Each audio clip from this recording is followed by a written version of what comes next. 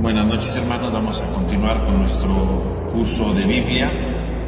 Vamos a seguir hablando entonces sobre el libro del Éxodo. Estamos hablando sobre el libro del Éxodo. La vez pasada analizamos todas las cosas referentes al tema de Moisés, ¿no? Cómo Moisés va precisamente marcando, ¿verdad?, los pasos, empieza a cumplir su misión acompañado de Aarón, ¿no? Esa era la idea, ¿no? Vimos cómo ya fue con el faraón, cómo el faraón rechazó totalmente que salieran los israelitas, y vimos las consecuencias de esto, ¿no? Porque esto trajo sus consecuencias como tal, ¿no? Y esas consecuencias son precisamente el que no van reconociendo, ¿verdad?, no van viendo básicamente las ideas de la liberación que Dios tiene, ¿no? Se cierra totalmente.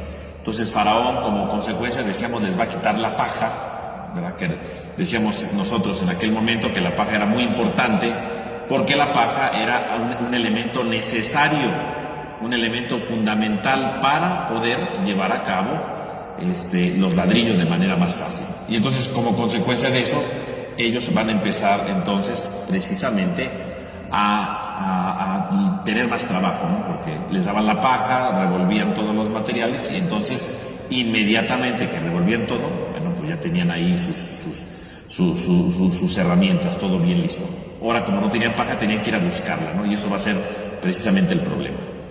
Entonces, como se empieza una explotación, digo, la esclavitud de Egipto no es que fuera una gran explotación, que hay algo terrible, ¿verdad? Sino la explotación de Egipto, finalmente, ¿a qué se refiere? Pues precisamente que ahora el faraón le estaba pidiendo el trabajo sin darles la paja, ¿no? Ahí está la esclavitud, no es que fuera una cosa terrible de golpes, no, solamente lo regañaba y punto, ¿no?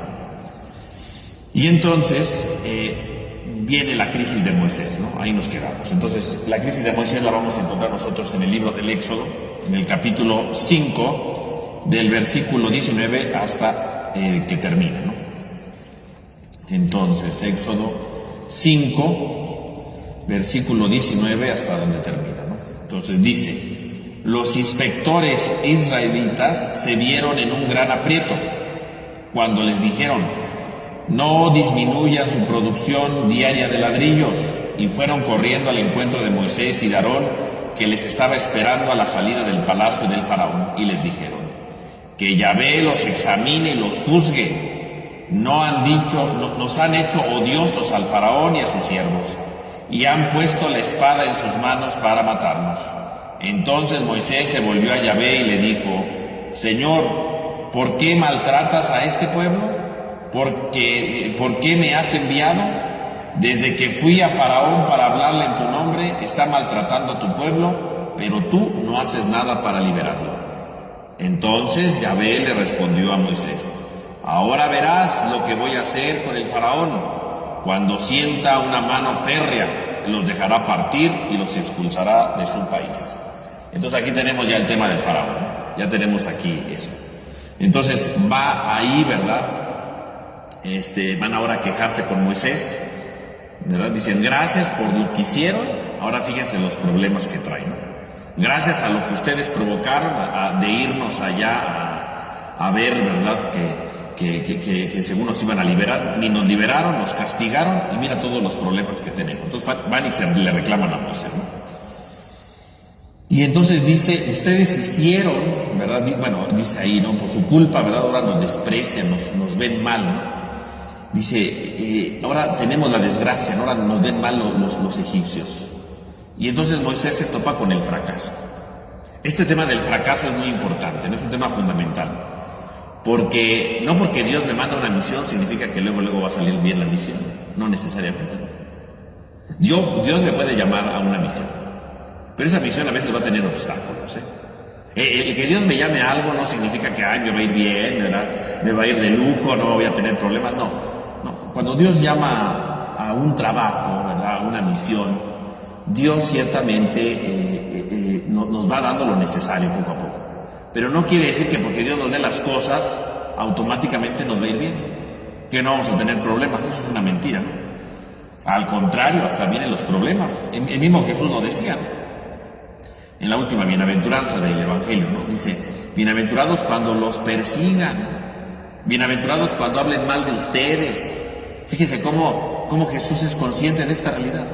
Bienaventurados cuando los persiguen. O sea, Jesús sabía que el discípulo iba a ser perseguido, que el discípulo iba precisamente a sufrir las consecuencias por anunciar el reino.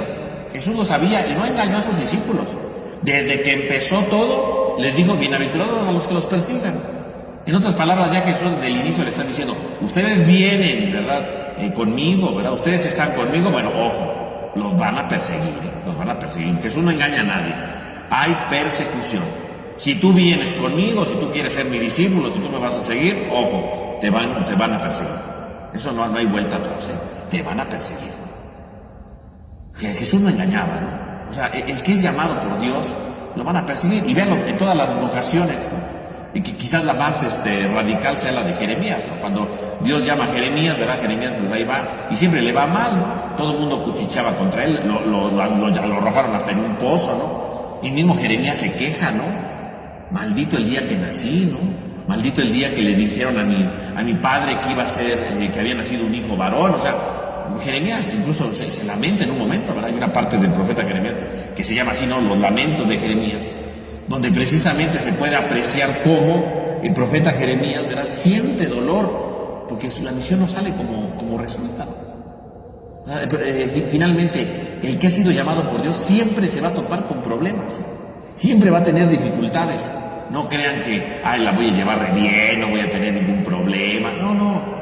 El que ha sido llamado por Dios va a tener problemas. Y aquí los tiene Moisés. A Moisés se los dejó baratos, porque si lo piensan bien, bueno, pues van y le reclaman que por su culpa, ¿verdad?, que Dios los juzgue, le dicen sus cosas, ¿no?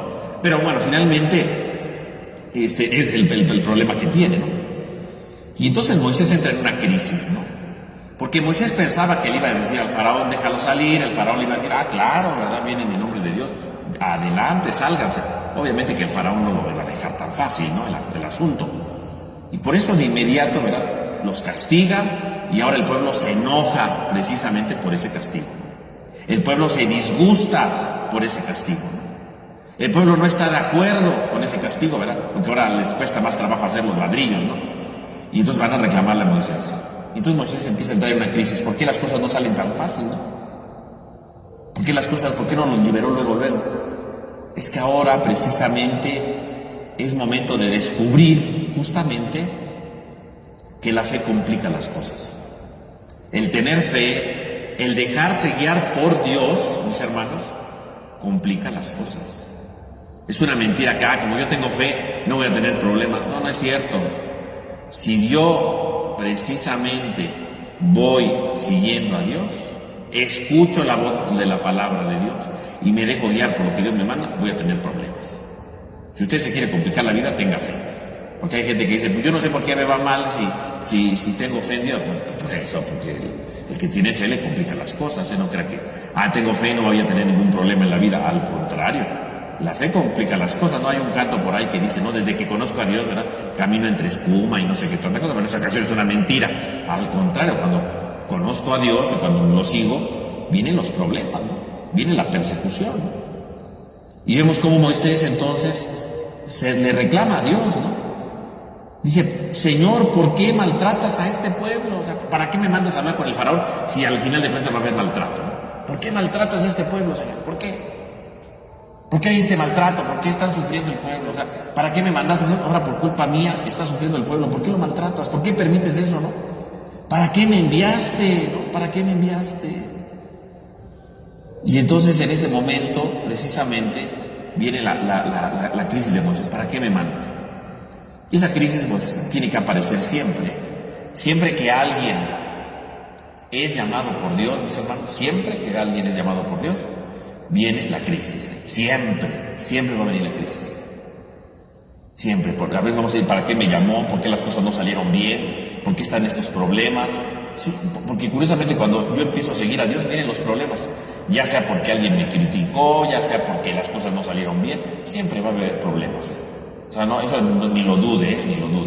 Va a tener usted problemas si usted, Dios lo llamó y usted quiere seguirlo. Eso sí, eso sin lugar a dudas. Y Dios le contesta de inmediato a Moisés, ¿verdad? Dios no se queda ahí callado y dice, pues ya ni modo, Moisés. No, Dios no se queda, Dios de inmediato le dice, no, Moisés, tú no te preocupes.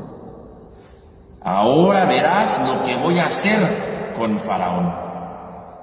Porque bajo fuerte mano tendrá que dejarlos partir y bajo fuerte mano él mismo los expulsará de su territorio. O sea, finalmente dice Dios, tú no te preocupes, ahí también una dificultad, pero esto no se termina aquí.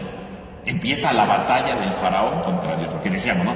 Este capítulo va a ser la gran pelea entre Faraón y Dios. Viene la batalla, ¿no? Primeramente con la de las plagas, ¿no? Que ahorita vamos a empezar a analizar, ¿no? Y entonces Dios va a mostrar, dice, con mano fuerte, ¿no? Pero mano fuerte no en el sentido de mano agresiva, ¿no? Una mano liberadora, pero una mano que libera es fuerte. Cuando alguien le va a ayudar a ser libre, es una mano fuerte. Usted no espere una mano débil, blandengue, que lo va a liberar, ¿eh? No. Cuando yo quiero que alguien me ayude a ser libre, va usted a confrontarse con una mano fuerte. Nadie va a ser libre nada más porque sí, ¿no? Nadie va a ser libre nada más porque alguien quiere de buena voluntad. No, aquí no es de buena voluntad. Cuando alguien me va a ayudar a ser libre, es mano fuerte. Pongo un ejemplo, ¿no? Si alguien tiene un vicio, ¿no? Y yo quiero que me ayude a vencer ese vicio, usted se va a topar con mano fuerte, ¿no? O sea, alguien que me diga, no te preocupes, un día lo vas a dejar. ¿Cuándo lo voy a dejar? Nunca, nunca. Si yo quiero de verdad dejarlo, me va a topar con mano fuerte, ¿no? Me va a exigir y me va a decir que estoy mal, ¿no? Esa es la mano fuerte, ¿no? Cuando alguien, por ejemplo, ¿verdad?, quiere cambiar algo espiritualmente, ¿no? Quiere cambiar un vicio espiritual, ¿no? Y recurre a un director espiritual, a un confesor, yo no sé. Pues si de verdad es un vicio espiritual y yo quiero cambiar, me voy a encontrar con mano fuerte, ¿no? Sí, porque si me dicen, no, usted échele ganas, usted un día de estos va a ser libre, usted no se preocupe. Bueno, eso no es cierto, nunca va a ser libre. Pero si me dicen mis cosas de verdad y me dice, mire, si usted quiere cambiar, tiene que dejar eso. Y no se haga, no se haga. No ande ahí jugándole a los dos, o le cambia o no le cambia. O hace esto o no lo hace, punto. Si no lo hace, mire, ni lo esperen. Eso es mano fuerte, ¿no? La liberación viene con mano fuerte. Aquí, mano fuerte se puede interpretar así con lo de las plagas, como Dios va a imponer ahí su poder, ¿no? Sí, pero en mano fuerte en el fondo es cierto, ¿no? Si tú quieres ser libre, si tú quieres alcanzar la libertad que solamente Dios te puede dar, solamente lo vas a lograr de una manera. ¿Cómo? Con mano fuerte. Dios actúa con mano fuerte. Cuando alguien quiere cambiar de verdad, se necesita mano fuerte, ¿no? Y mano fuerte no significa violento, porque a veces pensamos mano fuerte y violento, me va a golpear, me va a dar una golpiza, una calentadita. No es eso. Mano fuerte significa que es rudo, es decir, que te va a exigir de verdad, ¿no? Que te va a pedir un cambio en tu vida, que te va a pedir una transformación profunda en tu vida. Eso es mano fuerte, ¿no? Que no te va a consolar, no pasa nada, ya para la otra, algún día. No, mano fuerte, ¿no? Cuando una mamá corrige a sus hijos, pues los corrige con mano fuerte, ¿verdad? Y no porque le den nalgadas o algo así, porque le dicen, esto no se hace, ¿no? Y le dice, no se hace por esto, ¿no? Y si vuelve a caer, le vuelve a decir, ¿no? Hasta que el hijo se empieza a corregir, ¿no? Si la mamá le dijera, no, pues ya ni modo, ya se te cayó algo. Quemaste eso, no importa. Bueno, pero nunca lo va a corregir, ¿no? Por supuesto que no. Mano fuerte, es decir, exigiendo. Mano fuerte significa fuerza, mano fuerte significa perseverancia en decirle la verdad al otro. Mano fuerte significa hablar con la verdad. ¿Tú vas a ayudar a liberar a alguien? Mano fuerte. Te va a ayudar a liberar. ¿Quieres que te ayuden a liberar? Mano fuerte. Si no quieres que te ayuden a liberar, pues no, olvídalo, ¿no? Necesitas mano fuerte cuando quieres liberar a alguien. O cuando tú quieres ser libre, necesitas que sea mano fuerte contigo, ¿no? Si no hay mano fuerte, pues no. Y no porque me regañen, porque también hay todo lo contrario. Hay gente que dice, voy a confesarme, le voy a decir mis pecados al Padre y ojalá me regañe. No. O sea, la cosa no es de regañar, la mano fuerte no es que te regañe. ¿De qué me sirve que me regañen? Hay gente que le gusta que lo regañen, eso no ayuda. Mano fuerte es decirle la verdad, ¿no? Si usted no deja esto, va a la perdición. Como alguna vez me recuerdo ahorita, ¿verdad? Vino a mi mente, ¿no? Que vino alguien a confesarse y me dijo, padre, tengo un problema, ¿verdad? Porque tengo otra señora, ¿no? Aparte de su esposa tenía otra señora. Y me dijo, no sé qué hacer. Y yo le dije, no se haga, ¿no? O sea, tiene otra señora, pues muy sencillo, ya déjela, punto, ya déjela. O sea, no nos engañemos de que no sé qué voy a hacer, qué puedo hacer, cómo puedo ir sorteándola para que no pase nada. A ver, no, si usted quiere seguir engañándola, engaña. Pero yo le aseguro que un día de estos, su esposa lo va a descubrir, Un día lo va a descubrir, o sea, no crea que porque ahorita está escondido todo, no, un día lo va a descubrir, cuando menos lo imagine. A lo mejor no va a ser en esta semana, no va a ser en este año, a lo mejor pueden pasar años, pero lo van a descubrir y ese día todo lo que usted construyó se va a destruir. Ese día todo el amor que pudiera sentir su esposa, ese día se termina. Y lo va a detestar, seguramente, ¿no? Y seguramente tal vez sus hijos también no lo quieran, Ojo, ojo. ¿Quiere eso? ¿Quiere destruir su familia? ¿Quiere destruir todo lo que usted ha construido a lo largo de todo este tiempo? Siga adelante, punto. No, padre, pero es que yo sí quiero dejarla, pero no sé cómo. Pues muy sencillo, deje de ir a verla, ¿no? Muy sencillo, deje de ir a hablar con ella, ¿no? O sea, punto, déle la vuelta, ya no le siga el cuento. Si usted le sigue, pues un día va a descubrirse todo, O pueden haber otras consecuencias, ¿no? Porque tenía a la otra mujer, pero no tenían hijos, ¿no? Igual y luego tiene un hijo, a ver, ¿qué va a hacer usted con otro hijo de otro señor? Ahí viene otro problema más. ¿Para qué le busca? O sea, si usted no lo va a hacer, ni me diga entonces nada, ni se confiese, ¿no? Porque quiere decir que usted no está arrepentido. Si usted no va a cambiar de vida, quiere decir que usted no está arrepentido. Quiere decir que usted quiere que le venga a dar permiso de, bueno, pues ya ni modo, ¿verdad? Échele ganas y escóndase bien. Pues yo no le voy a decir eso, ¿no? Mano fuerte aquí que vendría siendo, no que lo regañe, porque ¿para qué lo regañe? Mano fuerte es, ¿quiere de verdad salvar su matrimonio? Deje de ver a esa señora, que le va a doler, claro, que duele, que le va a causar tristeza al principio, pues claro, que a lo mejor puede haber otro problemilla por ahí, pues seguramente, pero si usted no la deja, mire, todo se va a destruir, Si usted no la deja, todo va a sucumbir, Si usted no la deja, todo se va a venir para abajo, todo va a acabarse, Mano fuerte, ¿no? Hay que decir las cosas como son, o la deja, o se va a echar a perder su matrimonio algún día. Eso es mano fuerte. Y no porque lo haya regañado o lo haya golpeado, ¿no? Le dije la verdad, ¿no? ¿Quiere la destrucción de su matrimonio? Pues siga como va por buen camino. Eso sería mano fuerte ahí, digo, de manera muy sencilla, porque una confesión nada más, ¿no? Pero finalmente el que me va a ayudar a cambiar, pues va a ser mano fuerte, va a ser perseverante y me va a decir mis verdades. Mientras no haya verdades, pues no hay mano fuerte, ¿no? Y entonces la mano fuerte de Dios se va a manifestar aquí con las plagas, las famosas plagas, ¿no? Que se van a ir desarrollando desde el capítulo 7 hasta el capítulo 11, ¿no? Del libro del Éxodo, las llamadas plagas, ¿no? O también la han llamado la sección de los signos y los prodigios, pero comúnmente se llama plagas. ¿Por qué se les llama plagas? Pues de hecho la palabra plaga curiosamente solamente aparece una sola vez, ¿no? En el libro del Éxodo 9:14 aparece la palabra plaga.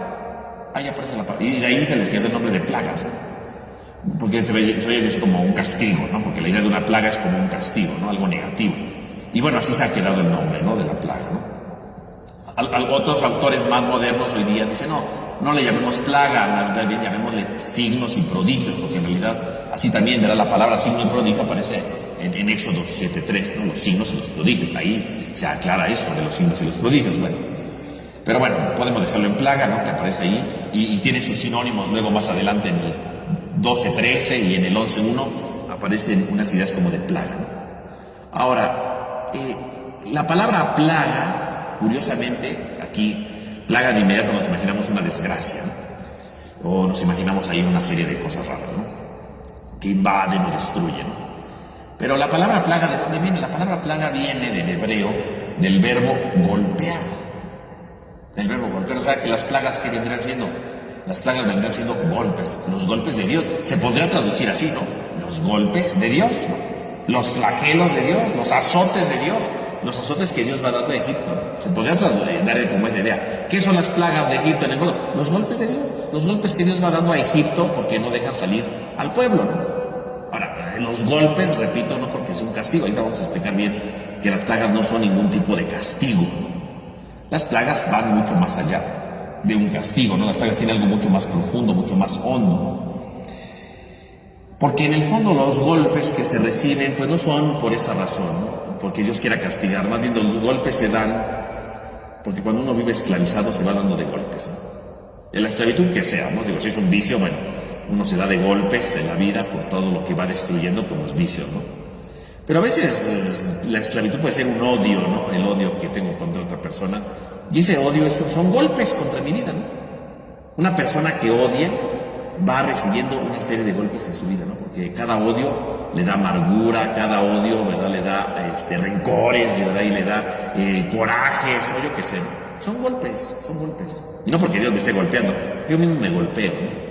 Las plagas nos recuerdan que cuando yo soy esclavo, yo mismo me voy golpeando.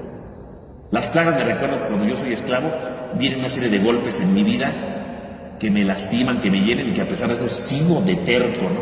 Sigo diciendo, no, yo voy a continuar, ¿no? No, yo voy a seguir adelante, ¿no? Yo voy a acabar con eso. No, así pasa, ¿no? Nos creemos, ¿verdad?, que lo podemos todo y que no importa que tengamos esos vicios o que tengamos esas esclavitudes, van golpeteando nuestra vida, van destruyendo nuestra vida. Esas son las plagas, ¿no? Algo que nos va destruyendo. Dios va hablando, ¿verdad? Y las plagas en el fondo son advertencias de Dios para decir, mira, te estás lastimando, ¿no? Y a veces pasan años y pues nos seguimos lastimando. Entonces las plagas no nos veamos simplemente como este castigo de Dios, sino como estos golpeteos que Dios da, podríamos decir, para que reaccionemos, ¿no? Para que nos demos cuenta cómo estamos destruyendo nuestra vida. Las plagas las ocasionamos nosotros mismos, ¿eh? Los golpes los ocasionamos nosotros mismos. Decimos que son de Dios porque Dios trata de aprovecharse de esos golpes para darnos un mensaje, ¿no? Dios trata de aprovecharse de esos golpes para que nos animemos, para que nos transformemos, ¿no? Dios trata de aprovechar esas situaciones dolorosas para ver si cambiamos, no porque Él las envíe, sino para ver si cambiamos. Y a veces sí cambiamos, a veces no. A veces por mi mismo rencor a lo mejor me peleo con otras personas, por mi mismo rencor lastimo a otras personas, y a veces pues no queremos cambiar.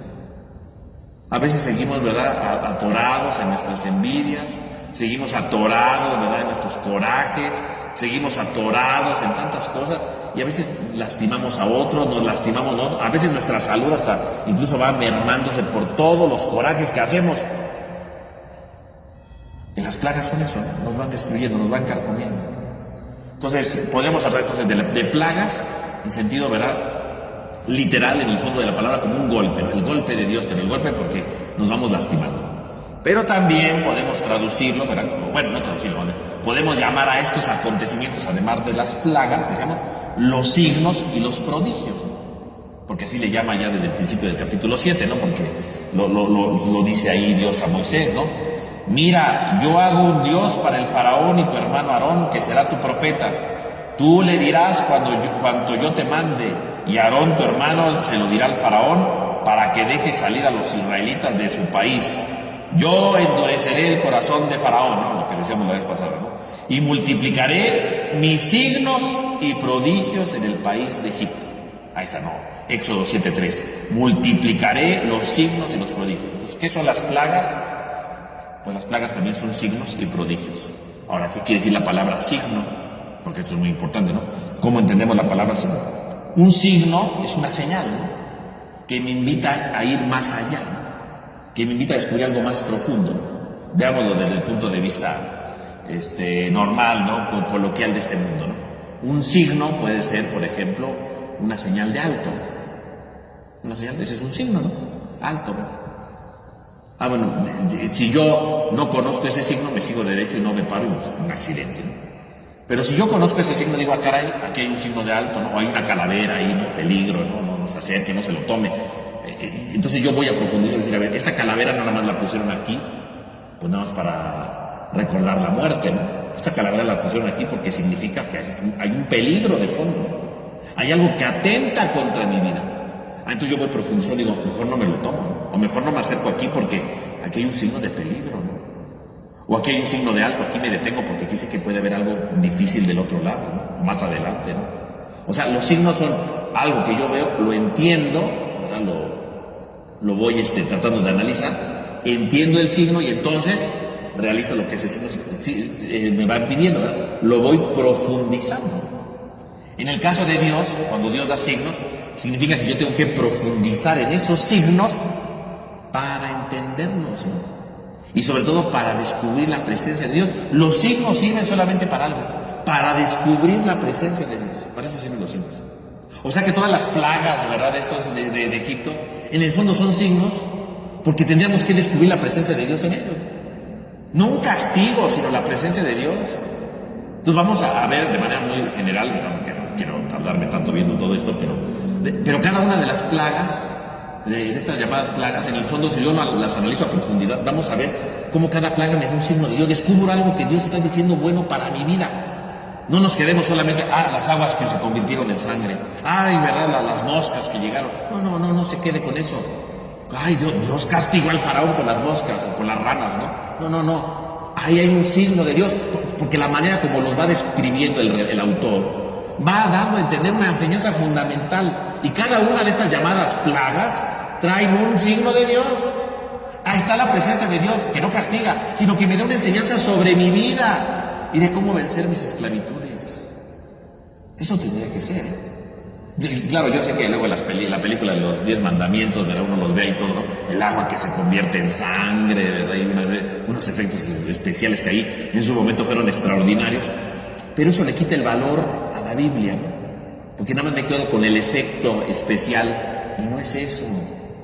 No son cuentos, son enseñanzas. Y entonces cuando yo veo el agua se convierte en sangre, pues tiene que tener una enseñanza fundamental en mi vida. Hay que ver cómo lo relata el autor. Porque no solamente dijo, y el agua se convirtió en sangre, fin.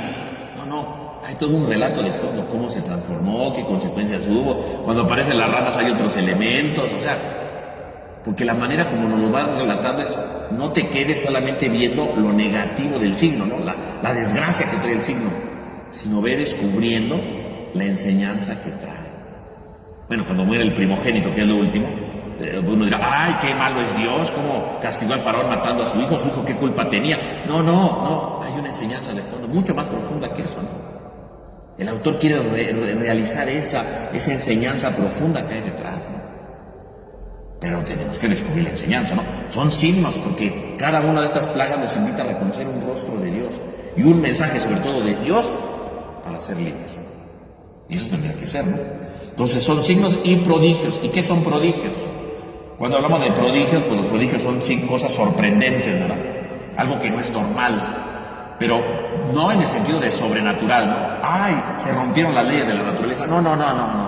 Prodigio no significa que se rompen las leyes de la naturaleza. Prodigio es algo maravilloso, que me maravilla, que me impacta, pero que me impacta sobre todo por algo, porque trae salvación. No que me impacta porque, ay, qué miedo, ¿verdad? Todo se está destruyendo. No. Son prodigios porque te impactan. Te maravilla porque hay algo de salvación. El faraón tendría que verse maravillado y decir, Dios está salvando a su pueblo, ya los voy a dejar salir. Pero no, el faraón terco, no los voy a dejar salir.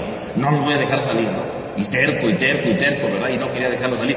Pero cuando uno ve los signos de salvación, del prodigio, se sorprende y dice, aquí está Dios.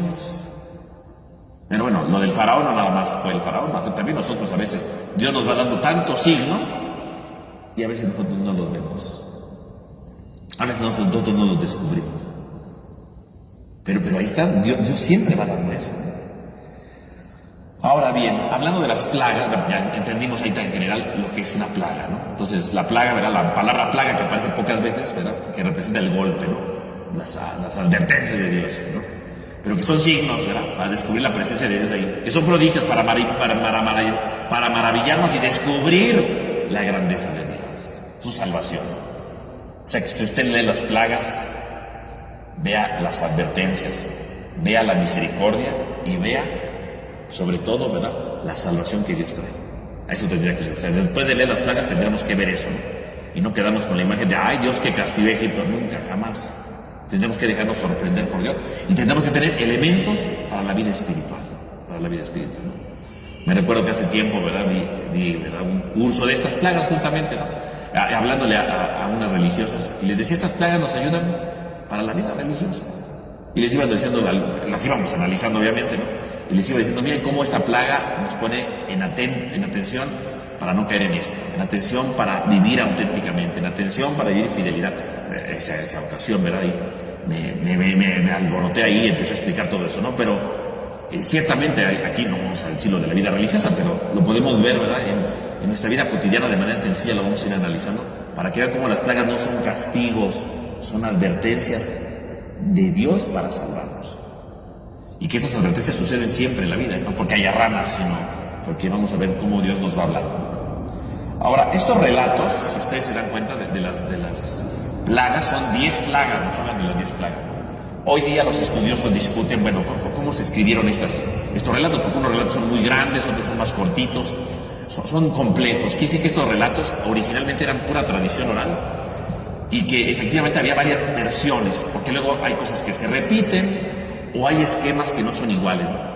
A veces dicen, y el faraón endureció su corazón, y en otras plagas dice, y Dios le endureció el corazón.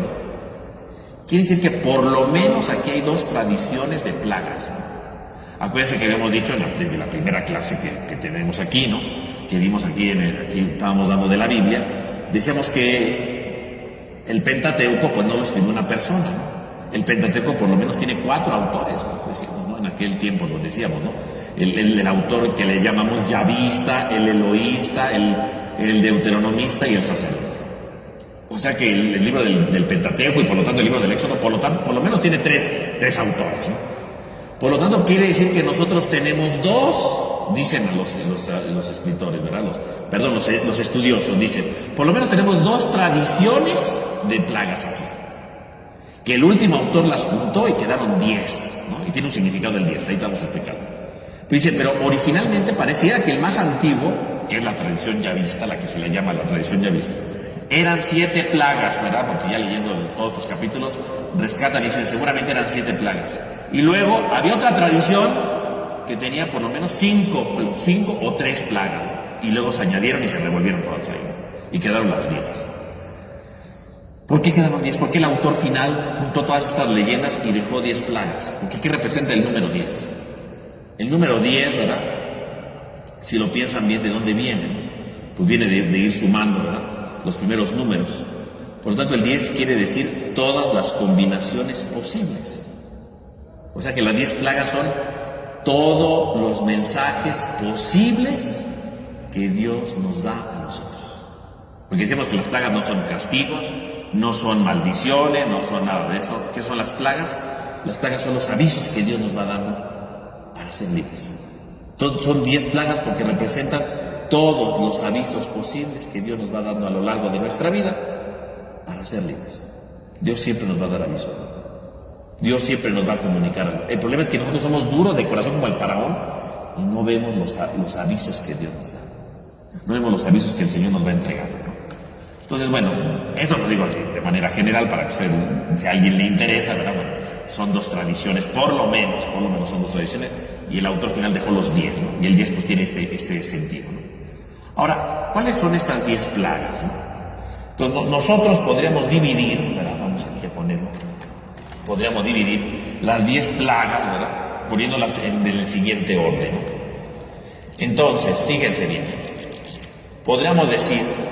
Podemos dividirlas en 3 grupos, ¿no? Ahí nos tenemos a ver, sí. Podemos dividirlas en 3 grupos, ¿no? La primera plaga, que es cuando el mar se vuelve sangre, ¿no? Se vuelve sangre. La segunda plaga, que es precisamente la de las ranas, ¿no? Las ranas. La tercera plaga, que son los mosquitos.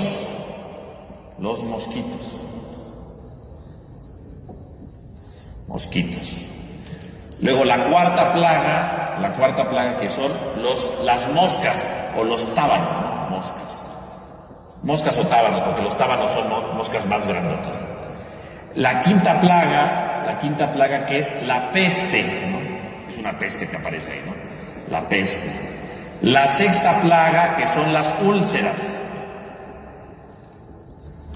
La séptima plaga, que es el granizo. La octava plaga, que son las langostas. Y la novena plaga, que son las tinieblas.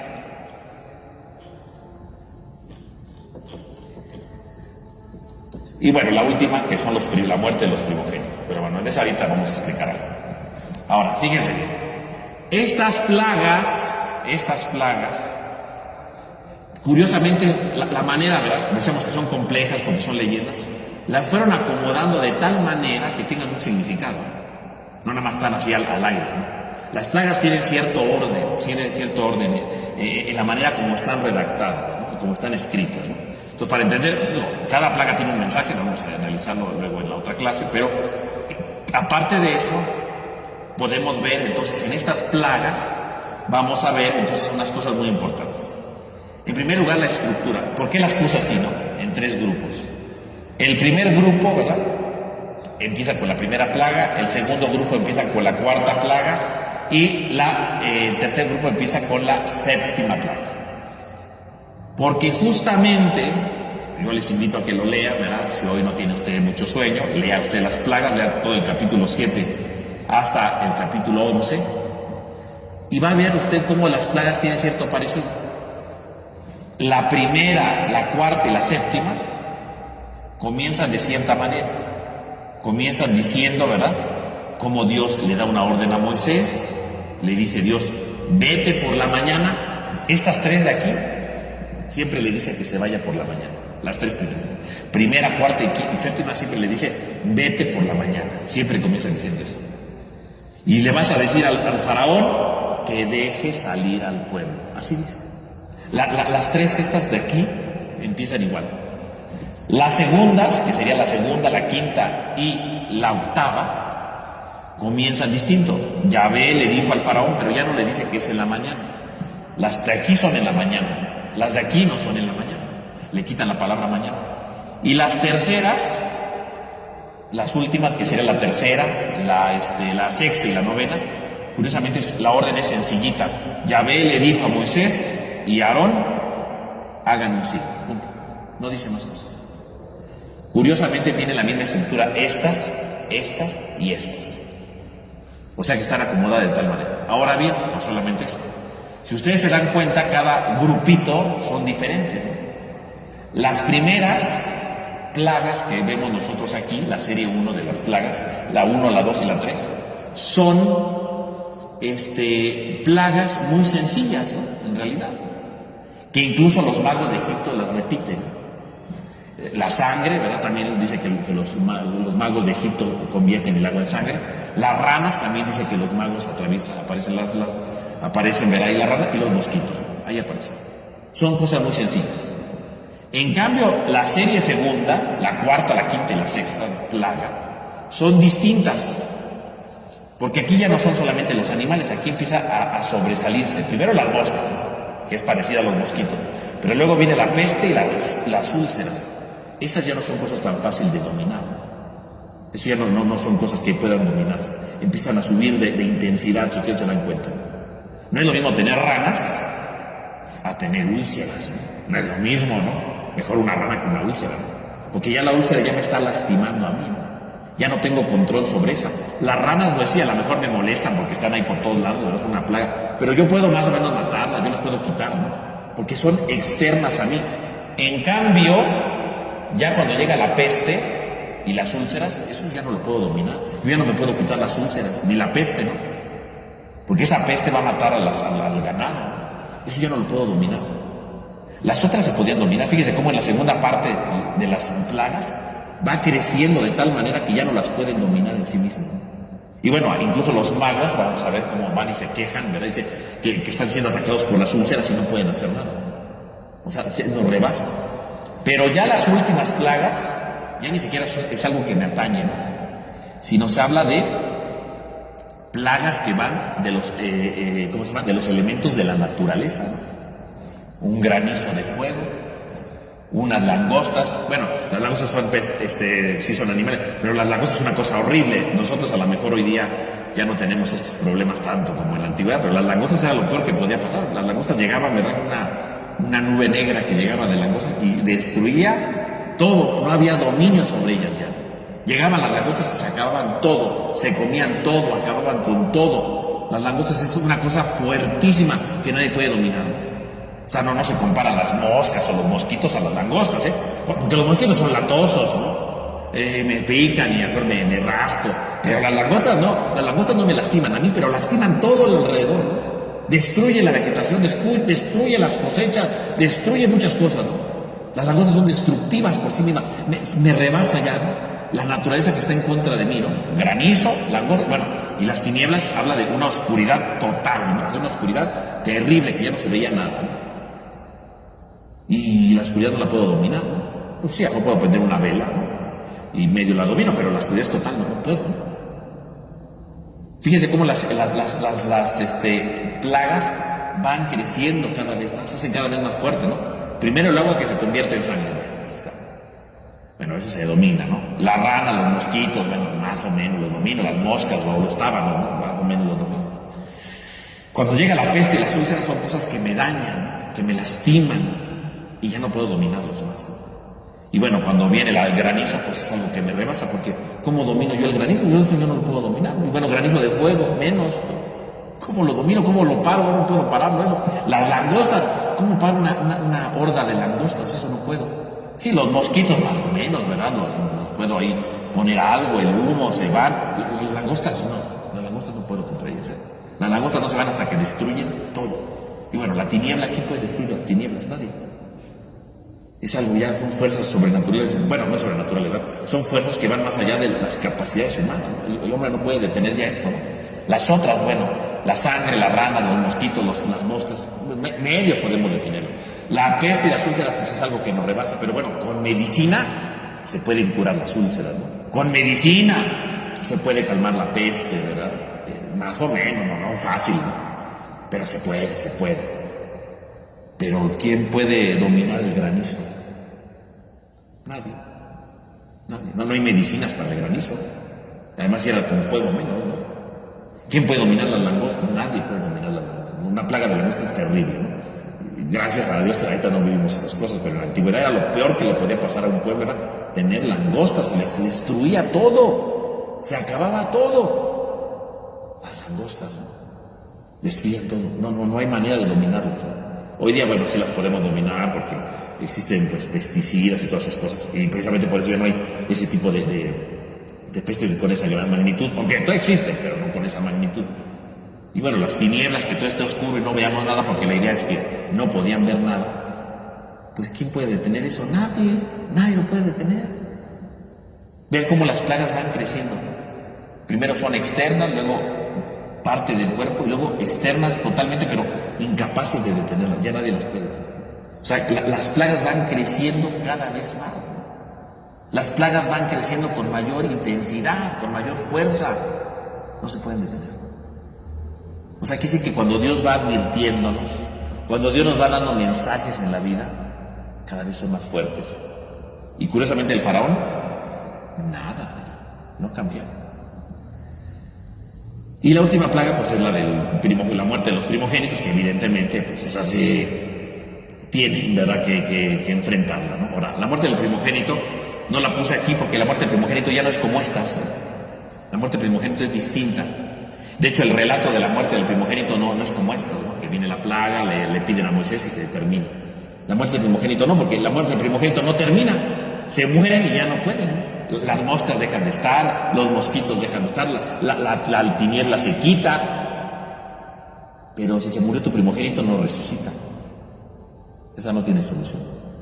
Y aparte, el relato de la muerte de los primogénitos es distinta, porque el relato de la muerte de los primogénitos está en el capítulo 11 y en parte del 12, y la muerte del primogénito está relacionada con otro relato, que es la institución de la fiesta de la Pascua. Ya saben que la Pascua es una fiesta muy importante para los judíos, ¿no? Entonces, el relato de la muerte de los primogénitos está unida al tema de la Pascua. Entonces, por eso no la puse aquí, porque la muerte de los primogénitos, aparte de ser la última, rebasa, ¿verdad?, la estructura del relato, porque se juntan otras tradiciones y otros intereses, que es la de la fiesta de la Pascua. Vamos a explicar también qué es la Pascua para los judíos, cuáles son las raíces generales de la Pascua de los judíos y cómo se relaciona con la muerte de los primogénitos, ¿no? Porque son dos cosas que van ahí entrelazadas, ¿no? Y entonces tiene otra estructura muy distinta. No sigue esto mismo. La muerte de los primogénitos va mucho más allá, ¿no? Incluso hay quien ha llegado a decir que todos estos relatos en realidad son una introducción para la verdadera plaga, que es la muerte de los primogénitos. Incluso hay autores que llegan a decir, la verdadera plaga fueron los primogénitos, lo demás son puros adornos, ¿no?, literarios. Bueno, vayan ustedes a saber, ¿no? Eso ya son cosas que inventan. Ahora, lo cierto es que sí, la muerte del primogénito es la más dura de todas, ¿no? Y vamos a explicar, por un lado, qué representa la muerte del primogénito y por qué pasa eso, ¿no? Porque tenemos que entender por qué pasa eso. No porque Dios quería matar niños, ¿no? Por favor, por supuesto que no. Eso no tiene ningún sentido, ¿no? Ahora, otro punto importante cuando hablamos de las plagas que tenemos que considerar es precisamente el tema de la historicidad. ¿Qué tan históricas son las plagas. Hoy día, ¿verdad? Algunos, ¿verdad? Hay muchos programas hoy día, ¿no? De esto de National Geographic y cosas así, ¿no? En la que van precisamente analizando las plagas y todo lo del libro del Éxodo y encuentran explicaciones científicas a eso. Que si pasó lo del Mar Rojo, se pintó de rojo, ¿verdad? Porque en realidad es un fenómeno natural, ¿verdad? Porque hay un momento del tiempo, ¿verdad? Que de repente se deslava la tierra y entonces se sueltan ciertos organismos y se tiñe de rojo, pero no es que fuera sangre, ¿no? Se tiñe de rojo y entonces sí dice científicamente. Puede ser, yo no digo que no, puede que sí, puede que no. De hecho, sí, hay grandes documentales para explicar todo esto, del libro del Éxodo, ¿no? Y tratan de buscar científicamente cómo todo esto que narra la Biblia tiene sentido, científicamente comprobable. ¿Qué podemos decir de eso? Bueno, yo creo que aquí hay gente que llega a ver esto, ¿verdad? Esos programas y dice, pues si tiene explicación científica, entonces no fue un milagro. Pues si tiene explicación científica significa que entonces la fe es una mera farsa, ¿no? Es una farsa la fe, porque estamos creyendo cosas que no tienen sentido. A ver, no. Primero que nada, la fe que nosotros tenemos, nuestra fe no está marcada, está anclada en el agua que se vuelve sangre, ¿no? La fe está dada a Dios, no a estas cosas, primero. Y más aún nosotros como cristianos, nuestra fe está basada en la resurrección de Cristo, no en esto. Primero que nada, hay que aclarar qué es la fe. Ahora, que esto tenga explicación científica o no, porque digo, todos son hipótesis, ¿no? Nadie puede decir 100%, esto que nos explicó en el programa pasó así. No lo sabemos, ¿no? Tendríamos que regresar en el tiempo y ver si de verdad es cierto, ¿no? O sea, eso, primero que nada, todo lo que dicen estos programas, bueno, sí, son aproximaciones científicas y son hipótesis. O sea, no son 100% seguras, primero que nada. Ahora, vamos a poner que sí son ciertas y así pasó. Puede ser, yo no digo que no. Además, finalmente Dios, o sea, si son cosas de la naturaleza, pues Dios se vale de la naturaleza para marcar la salvación. ¿Cuál es el problema? Es que sí tiene una explicación científica que el agua se haya vuelto sangre. Bueno, a ver, ¿en qué nos mortifica? Pues Dios se vale de los signos naturales para traer salvación, ¿no? Porque a veces pensamos, todos los milagros rompen las leyes de la naturaleza. No necesariamente. Dios creó todo de manera providencial. El problema es que no nos lo creemos, ¿no? Dios crea todo de manera providencial. Todo tiene un orden en este mundo. Y a veces hay cosas extraordinarias que pasan en este mundo que Dios las creó por algo. Y a lo mejor ese por algo fue para salvar al pueblo de Israel. Hay que creer en Dios y su providencia, ¿no? Primero que nada. Y vamos a poner que, bueno, si es un fenómeno natural, bueno, ¿el milagro en dónde estaría? El milagro no estaría en el fenómeno natural. ¿En dónde está el milagro? El milagro estaría en que pasó en ese preciso momento. Sí, porque mejor puedes decir, bueno, es que sí, de repente el río Nilo se convierte en algo rojo. Bueno, científicamente, está bien. ¿Y por qué pasó justamente en ese momento que Moisés dijo? Sí, es un fenómeno natural, ¿no? Pero ¿por qué pasó en ese momento? Pues ahí está la providencia de Dios. Es un fenómeno, sí, que pertenece a la naturaleza, pero pasó en ese momento por algo, ¿no? Punto. Digo, suponiendo que es cierto lo que dicen los científicos, ¿no? O sea, finalmente son hipótesis, no lo podemos saber, ¿no? Hasta qué punto son ciertas, hasta qué punto tienen límites, o sea, es una hipótesis, queda todo abierto, ¿no? Ahí, ¿no? O sea, esto lo digo no para que usted pierda la fe, se escandalice y diga, entonces todo lo que dice el Éxodo no tiene sentido. No, yo lo digo por si alguna vez usted ve o ha visto un programa de estos y ¿qué tenemos que decir? ¿Estamos en contra, a favor? No, pues nada. Pues qué interesante que haya una explicación científica, ¿no? Qué interesante que digan eso. Está bien que existan esas explicaciones, ¿no? Qué bueno. Lo importante de fondo que es uno, que ocurrió cuando Moisés lo dijo, finalmente. Tendrá explicación científica, pero ¿por qué ocurrió en el momento que sucedió? Ahí está una parte, ¿no? Y en segundo lugar, significa que si Dios ya creó el mundo así, lo creó por una razón, ¿no? Para salvar. Quiere decir que cuando Dios se le ocurrió, vamos a poner que efectivamente el río se vuelve rojo de repente, ¿por qué Dios permitió eso? Pues porque estaba pensando que ese podría ser algún de un signo para la salvación. La providencia de Dios. O sea, yo creo que aquí tenemos que ver la providencia de Dios, no el escándalo, ¿no?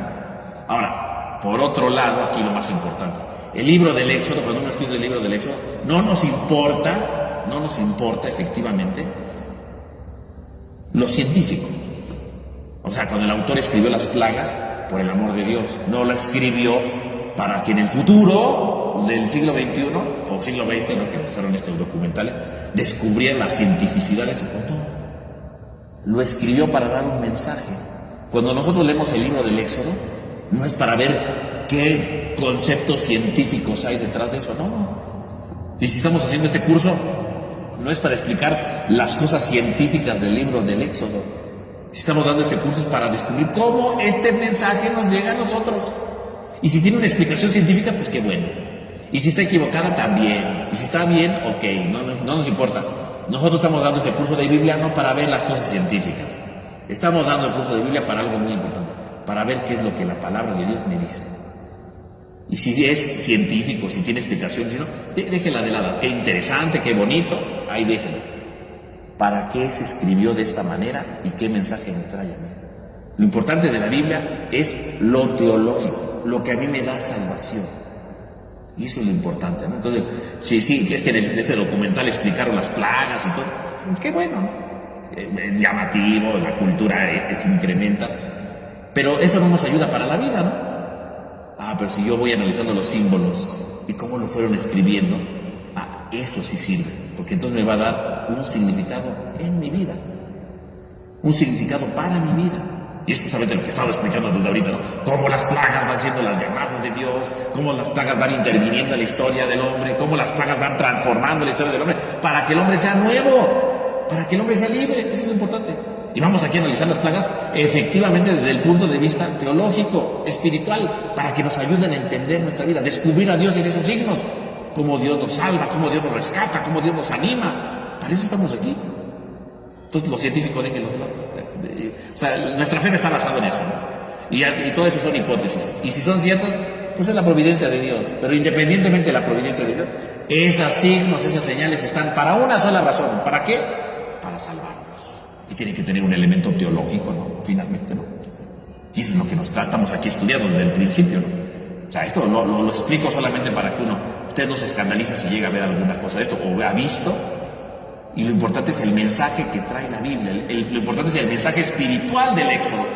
Y eso es lo fundamental. Y es lo que yo pretendo que entendamos, ¿no?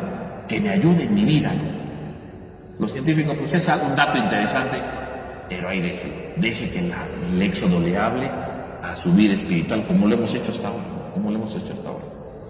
¿Y cuál sería entonces el elemento principal de la teología de las plagas? ¿Cuál sería el elemento primordial? Pues en primer lugar que Dios interviene en la historia. Porque estas plagas, ¿en dónde suceden? En la historia, ¿no? Son las intervenciones de Dios en la historia para salvar al hombre. Son las intervenciones que Dios hace en la historia para rescatarnos. Dios no está lejos de nuestra historia. Las plagas, en primer lugar, es Dios está cerca de mí. Y hay un autor, ¿verdad?, muy interesante, ¿verdad?, que dice, ¿verdad?, que las plagas podríamos leerlas como una teología de la creación, dice él. Y con esto terminamos por hoy. ¿Por qué las plagas son como una teología de la creación? Porque dice él, existía en aquellos tiempos la concepción de que la creación tiene un orden. Así como en la sociedad hay leyes que van rigiendo el orden. Pero cuando este orden se rompe, ¿no?, cuando este orden se rompe en la ciudadanía, entra el caos, ¿no? Nosotros aquí en este mundo, ¿verdad?, en nuestra sociedad tenemos leyes, ¿no? Pues vayamos a la muy sencilla, el tráfico, ¿no?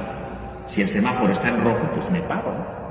Si cada quien hiciera lo que le viene en gana y dijera, no, yo está en rojo, yo me voy a seguir, habría un caos en esta ciudad porque chocarían todo el mundo, no sabrían ni cómo manejar, sería un caos. De por sí es un caos, ¿no? Bueno, pues las leyes más o menos tratan de que haya un orden. Dice, cuando las leyes de una sociedad se rompen, entra el caos. Y cuando entra el caos en la sociedad, entra el caos en la creación. Hay un caos en la creación.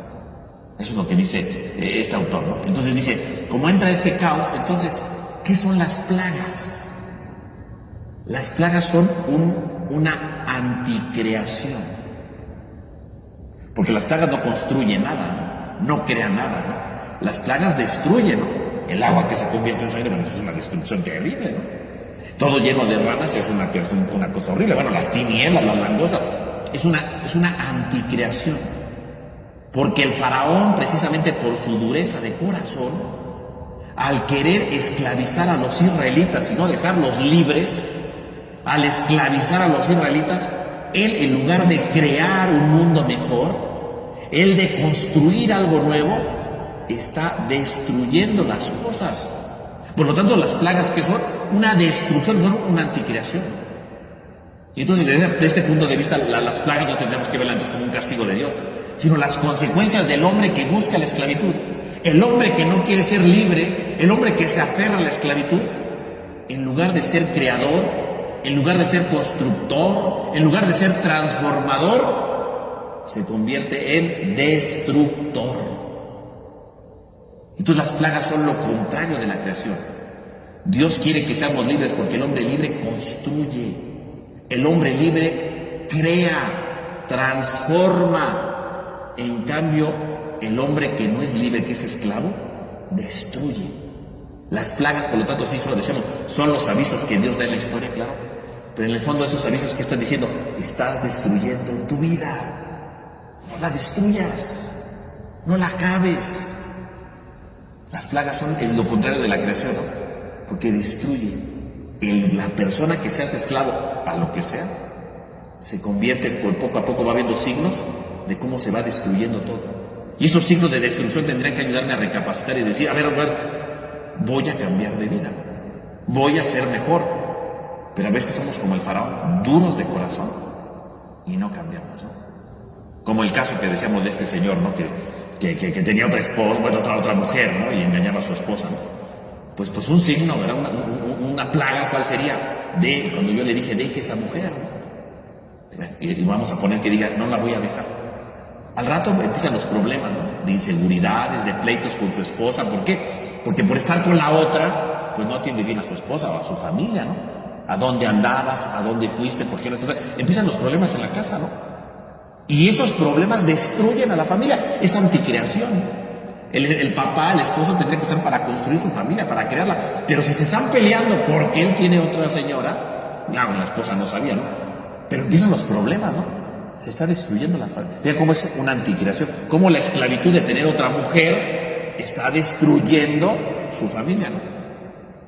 Y si a pesar de esos problemas él no entiende, va a seguir pasando el tiempo y después, ¿verdad?, vienen otros problemas, ¿no? Porque en la medida que estoy yo con otra persona, pues dependo más de esa persona, quiero estar más con esa persona, ¿no? Y puede un día decir, pues hoy no llego a dormir.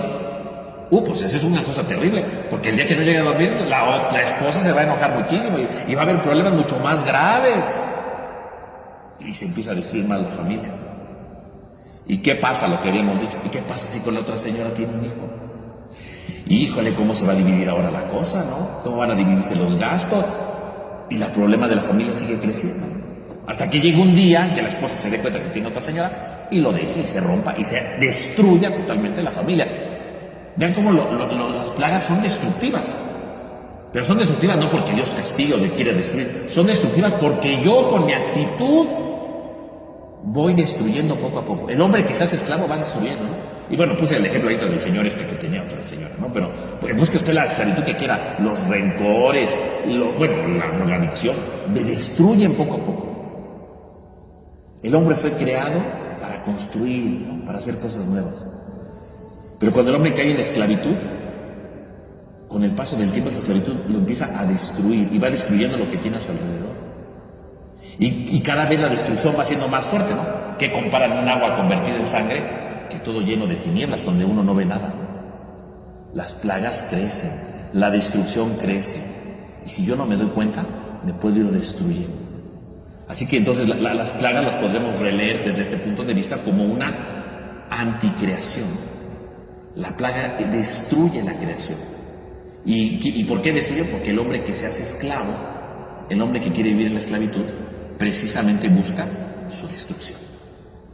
Por lo tanto, podemos ver aquí entonces esta relectura de las plagas justamente en este sentido, como las advertencias que Dios me da, pero que de esas advertencias que Dios habla, hay que descubrir a Dios, claro, que es lo que tenemos que hacer, pero que esas plagas son destructivas. No es que Dios las mande. Yo con el paso del tiempo, en la medida que me hago esclavo de algo, voy destruyendo las cosas. Y estas destrucciones Dios las ocupa para decir, deja esto, cambia de vida, sé distinto. Pero Pero a veces decimos, no quiero, no, yo puedo. Y cerramos tan duro el corazón que no transformamos nuestra vida. Bueno, pues con esto vamos a concluir entonces nuestra clase del día de hoy. Para concluir nuestra clase del Éxodo. Concluimos hoy aquí la dejamos por hoy. La próxima semana pues es 25 de marzo, la fiesta de la parroquia, el día de la Encarnación.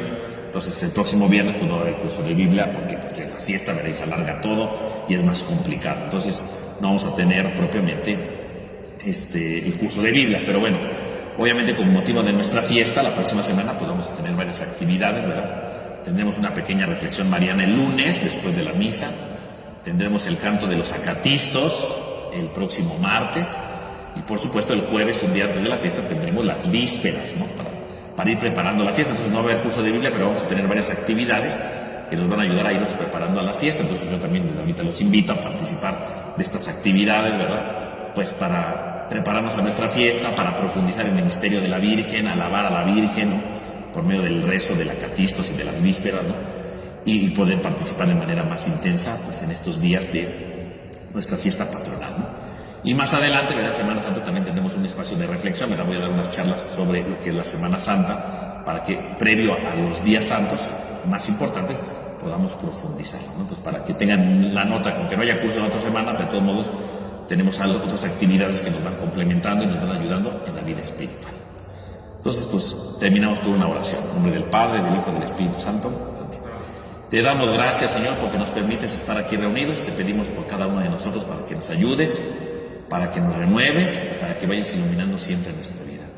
Y para que vayamos descubriendo las esclavitudes que tenemos en nuestro corazón a veces por estos pequeños signos con los que vamos destruyendo o vamos acabando algo. Para que reconociéndolos podamos enfrentarlos, podamos cambiar de vida y construirnos desde la libertad que tú nos das.